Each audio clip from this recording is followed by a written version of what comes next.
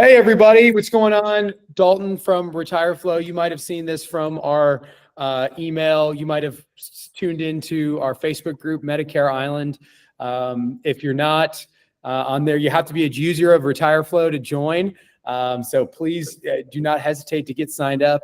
Contact your FMO for a discount code. But I'm so excited to be on here today listen, I don't want to speak out of turn, but friends from the just meeting out folks in the marketplace. Edgar and I met at Medicarians and then Medicare Con and Joe, we met at Medicarians. Is that right?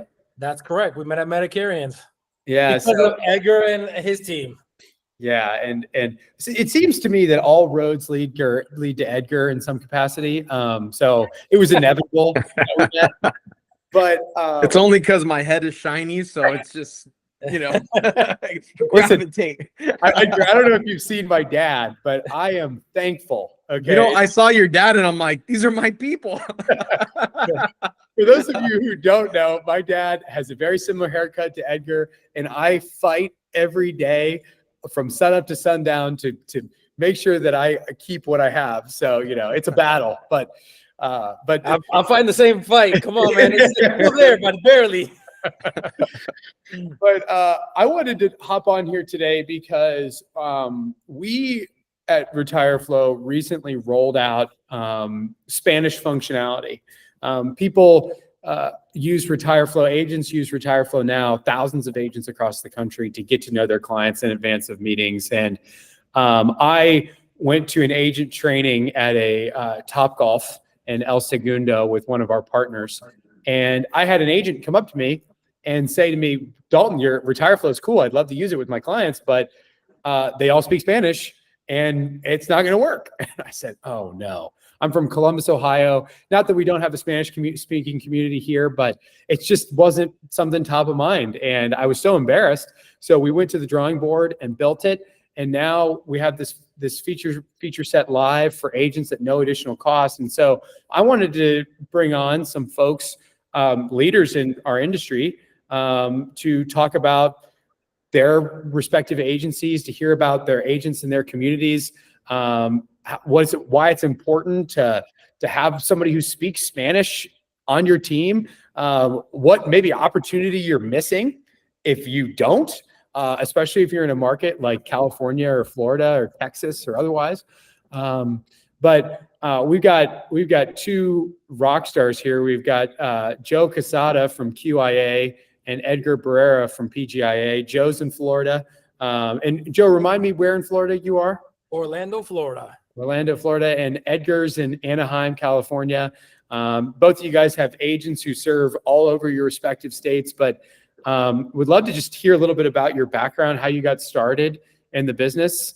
And, tell me, Edgar, just give me a little background. I'll start with you. Tell me about PGIA, your team, and how you guys, I know, are growing so fast. Sure.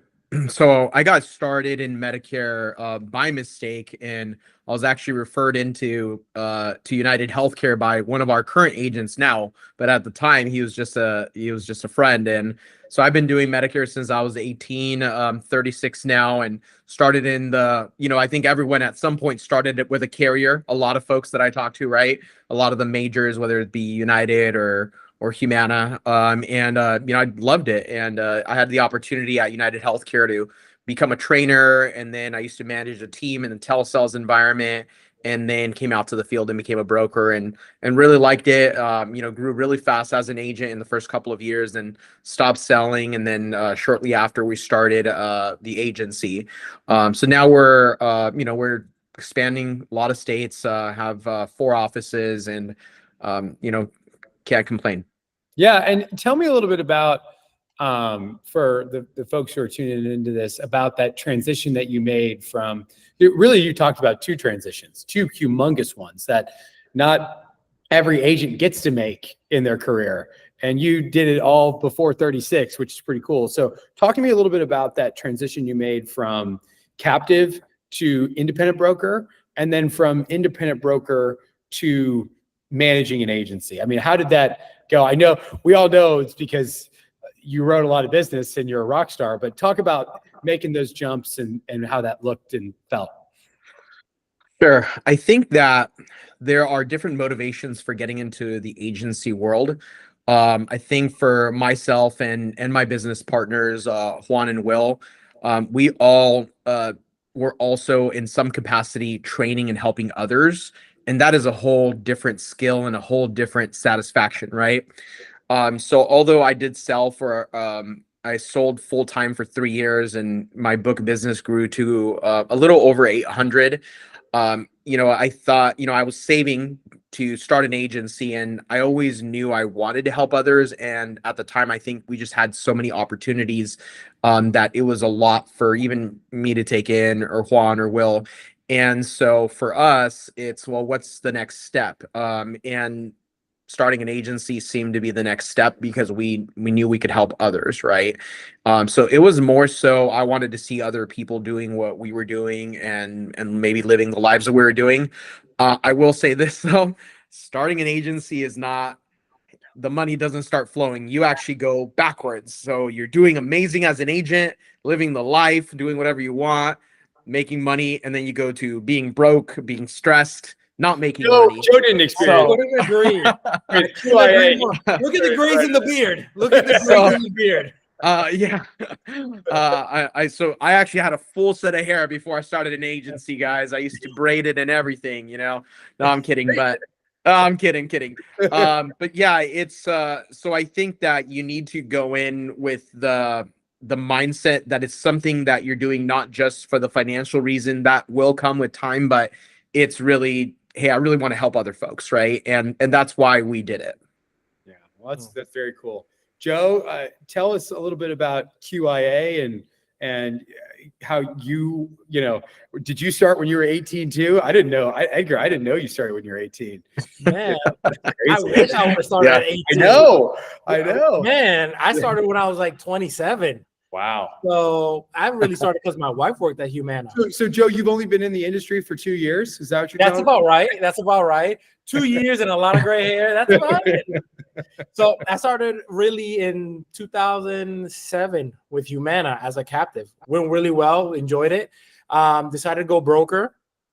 Did great those first 2 years as a broker. Like Edgar said, man, sold 1,000 Medicare apps. Door to door, visiting people, all that stuff, out in the streets, building relationships, man.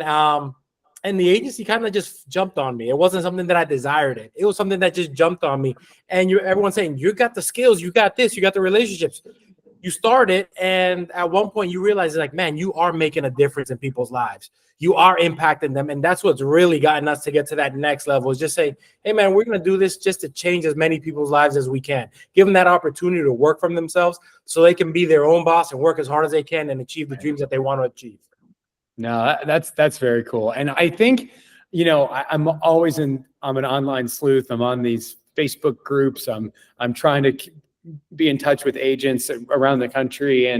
And the one thing I hear about a lot is, I want to make that transition from just agent to agency. And I think, obviously to grow and expand your team is a wonderful, wonderful opportunity. But I think what's missing from the universe is at its core is to understand our business is built on serving seniors. Absolutely. And growing to serve 1,000 seniors in a short period of time is not an easy feat. That's the ugly part, not ugly, but just the hard stuff, going out and being a president of your community. What, Joe, as you were growing and QIA was coming up, talk to me about how'd you find people? How did you find seniors to work with? How do people know to reach out to you in your community? We got really involved with our doctor's offices. We really did well with physician marketing as a team. We've got really good relationships with all those big groups, but also the small doctors groups as well, because a lot of times those get missed in the process. And we really stop by and just build a relationship with the doctor's offices. And it's not just one of those business relationships. It's those personal relationships where, hey, at the end, we're friends. We follow each other on social media. Right. You see my kids, I see your kids. It's not a secret that, I have a family and I hang out with my family. I just keep it real with the clinics. Then you're also making sure that you're serving. For us, part of QIA, our motto is to educate, serve, and elevate. If we educate our community, our brokers, our doctors' offices, we serve them, we educate them and serve them, we elevate them automatically. So that's how we truthfully got our name into the community, was doing those things. And Edgar, I know you guys are rock stars in communicating with provider offices and things like that. But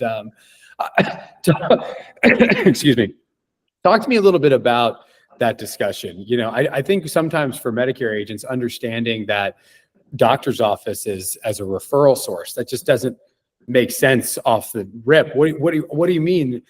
Doctor's office is going to send me a senior client. Why? What's the message to somebody who, you know, maybe an agent who's kind of starting out, looking for a way to grow to 1,000 in a short period of time? You know, if I'm going to go, all right, I'm going to go chase after this doctor's office thing. Talk to me about that process. Sure. So if you think about the senior population and who they trust honestly the most, it's usually the primary care physician, right?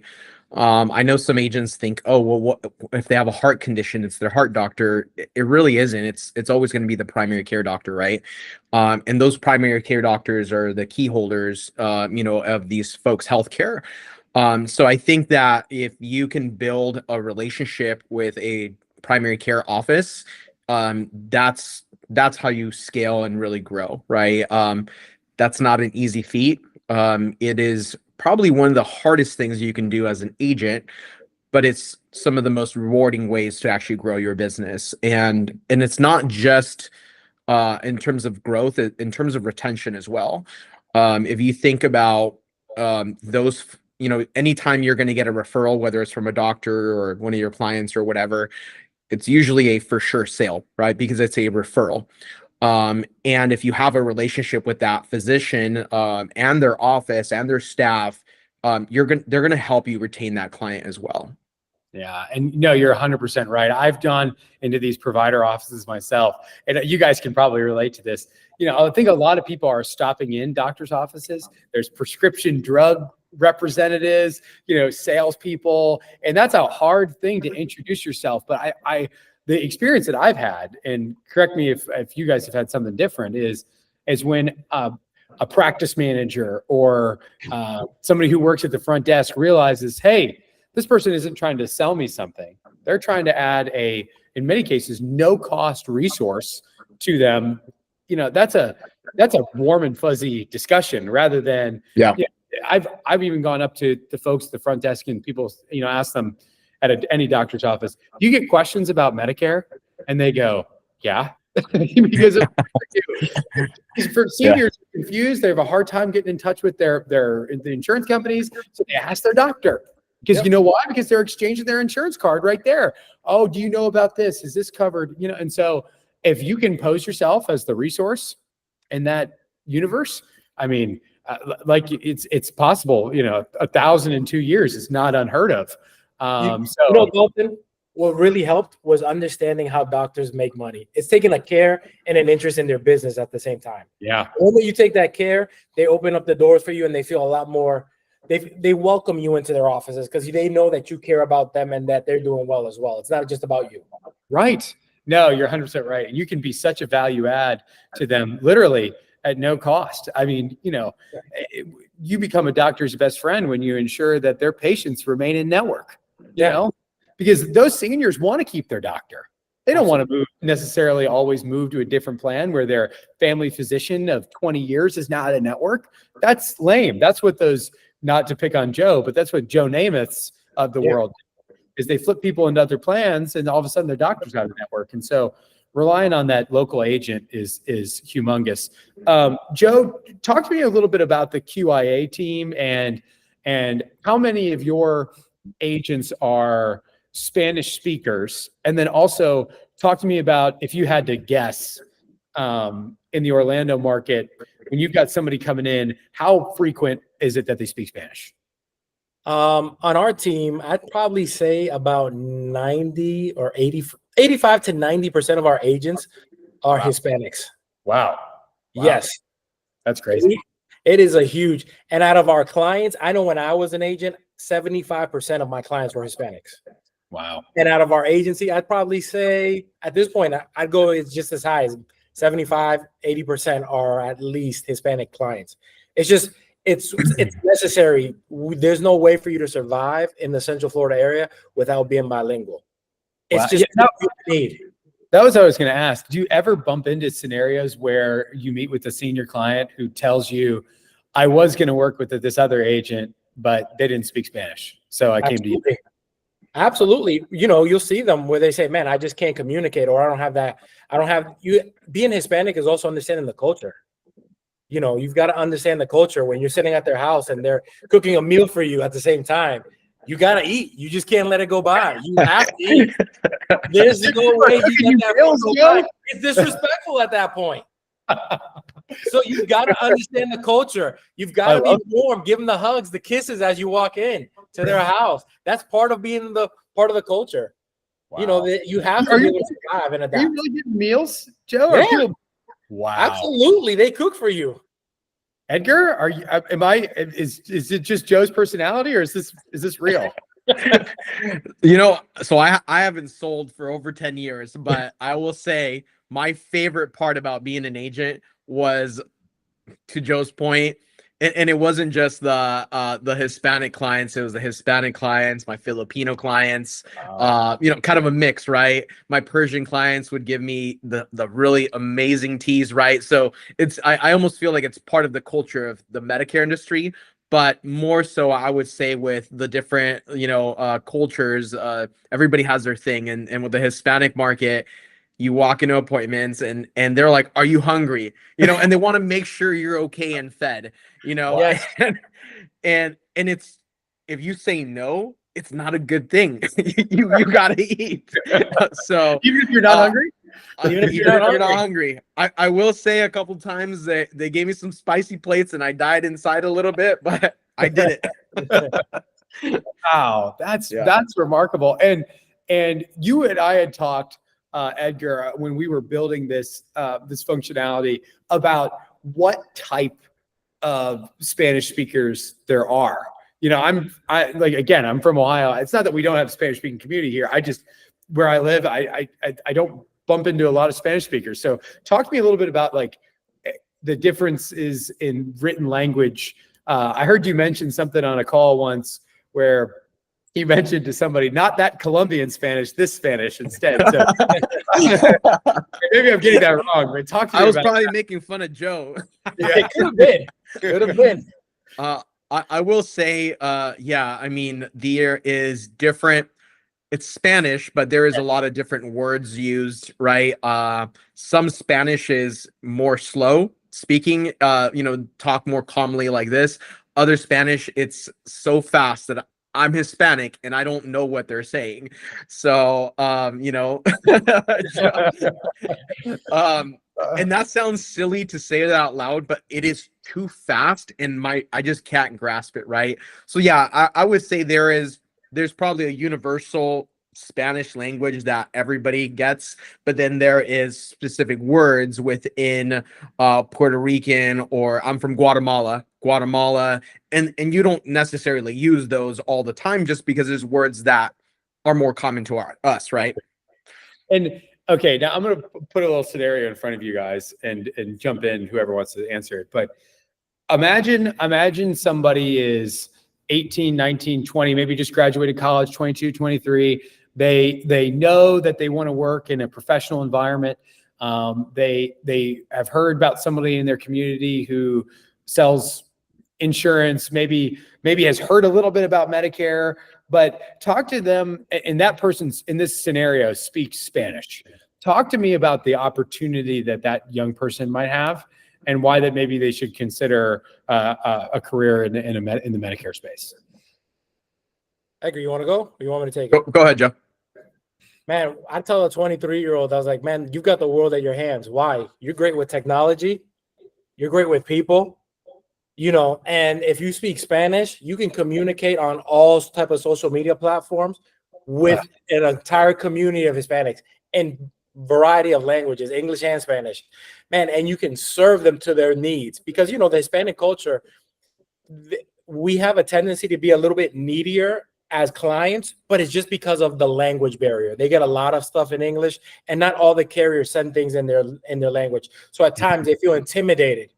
So if we can have somebody at that age that can reach just an unlimited amount of people, but serve them as well, man, you've got the whole world in your hand, especially in the Medicare space. That's cool. I mean, from a like a social media perspective, being out there, presenting yourself in Spanish, you know, people are going to know in your community, oh, well, this person can serve me. Whereas if I go to some other insurance company, a captive insurance company's website, and it's all in English and I don't understand it, they're not going to call, you know? Yeah. So, yeah. You know what's interesting about what you just mentioned, what Joe said. So we talked about meeting at Medicarian's Medicare Con, right? I don't remember the name of the conference, but there's an annual conference that is only in Spanish. You might know what it is, Joe, but not that we're here to promote any conference, but I think this year it was in Texas and it was all in Spanish, right? And I know there's like several hundred agents that attend. I think it's 300-400, maybe more. I didn't attend, but it's interesting. You know, you think that, you know, even agents that only speak Spanish almost are secluded, right? In that market where they don't attend Medicarians or Medicare Con, right, you know, or some of the other conventions because they don't feel comfortable, right? They feel out of place, or maybe they don't speak English, or they don't speak it well enough for it to flow in their brain, you know, the way that you know, you would do it. So I mean, that's a remarkable. I mean, there's enough of a market in the Medicare, Spanish-speaking Medicare universe that there's a whole conference associated with it. So I just think as Spanish communities grow in the United States, I think there's such an untapped opportunity for Medicare agents to present themselves in the community as a resource to those folks. And Joe, Edgar, you know, talk to me a little bit about, I mean, I know that you guys have large agencies. You mentioned, Joe, that you've got 75% of your people are probably Spanish speakers. Talk to me a little bit about how you've used RetireFlo and the value of that, also offering the Spanish option. And just as a reminder, I'll go ahead and share my screen really quick. This is baked into everybody's survey. You know, our Spanish functionality comes at no additional cost to our users. And all the beneficiary has to do is click on your survey and translate it into Spanish in the top right corner. That's it. So talk to me a little bit about how, if at all, that's helped you, and where you see maybe, you know, and also talk to me a bit about other features. Edgar said you've got some Filipino clients, you know, where does RetireFlo need to go? You know, truthfully, what we're using it for right now is going to be for that for this AEP. Right. We're really using it to help with the agents to get ready for the AEP, because this is going to be a life-changing AEP for everybody. Everyone's talking about it, the drastic changes that are coming. So we're preparing the agents and we're teaching them, hey, this is how you use it. This is how you prepare it. Send this out to your clients. Make sure that they have this in time, so that way you're prepared. We couldn't have done it without the Spanish feature. Wow. There's no way I would have been able to we'd be able to sit down. All our clients prefer that information in their native language. It's like if I had to go to the bank right now, I don't want everything in English in the bank. I don't want it in Spanish, even though I communicate in Spanish, but I was born and raised in New Hampshire. Right. I'm as American as it gets, but our clients the same way prefer their information in their native language. You know, our doctor's offices, most of the staff talks in Spanish there. They prefer that type of stuff. And I think where you're also, and I know you're working on it, is that ACA market. Yeah, I think you're going to be hit it big there. You're going to hit a big home run there, Dalton, my man. I appreciate it, Joe. For everybody who's tuning into this, I don't know when you're watching, but we are launching our ACA survey in the middle of July. And then just shortly after, a couple weeks later, we're going to launch our Spanish functionality the same way. And you mentioned like receiving something in your native language. Just as a reminder to our users, you can distribute the survey in Spanish. So right now what you're seeing here is retireflo.com/Dalton. So if I send this, it's going to automatically populate in English. But if I send out retireflo.com/ES/Dalton, it's going to land right in Spanish with that functionality turned on. So that way you're going to present to your clients. I know this is a Spanish speaker. I'm going to show up in Spanish, locked and loaded. So just as a reminder to folks that, it's as simple as turning that toggle on, but you can turn it on from the jump. But Edgar, any thoughts on this? I know that you guys were early adopters and forward thinkers at PGIA. Talk to me about how you're using this and why it's important in Spanish. Well, I think that a lot of us have. I mean, I don't know if a lot of us, but I think there's a notion that, seniors, they're not technologically savvy, and they're not using, all these new smartphones. But my mom, is Hispanic, she speaks English, but, when it comes to a lot of things, it seems to make more sense to her in Spanish, right? So to me, what attracted me to the RetireFlo platform is that it is more friendly on a phone. And although I think the senior community does use computers, they're on their phone a lot. If you look at statistically things like Facebook, there's more seniors on Facebook, or people 55 and over, I believe, than folks our age, right? And they're looking at their grandkids, they're keeping in contact with their family. If we really look at the senior community, they tend in some cases to be alone, right? They're lonely or depressed, or they are living in a senior community and they're not getting that many visits, not on purpose, I'm guessing, but it's, everyone has work, they have kids, they have sports, they're traveling, so there's a lot that goes to it. So for them, in my opinion, it's almost like an escape, or a way for them to see their kids. Like, I post pictures of my kids all the time, and I see my mom, she's the first one, and comment, like, she puts 3 comments on each picture, "Oh, my sweet darlings," or whatever, right? Mine's Grandpa Joe. I mean, I get it. Yeah. So and so to me, I think that if you can get that survey and have it on a phone, and it's phone friendly, and you put it in Spanish, it's putting that person at comfort. And it's not just because it's in Spanish, it's also, if you think about sales in general, I like to use this term, if you're diarrhea of the mouth, right, where you want to show that terminology and you're going to spit out all these things, you're probably going to confuse somebody, right? So to me, if you can put them in a comfortable state and make it feel comfortable, make it feel homey, make it easy, and not have to, "Hey, son, what does this say? What is this?" Yeah. I think that is going to go a long way, and you're going to get a better response. No, I agree. It's funny you say that. You bring up the mobile version of this. We did a study recently. 65% of the tens of thousands of submissions we've already processed are taking place on a smartphone. Wow. Which just goes to show seniors are getting better at this than they are their computers at home. And, and very popular on iPads. And, we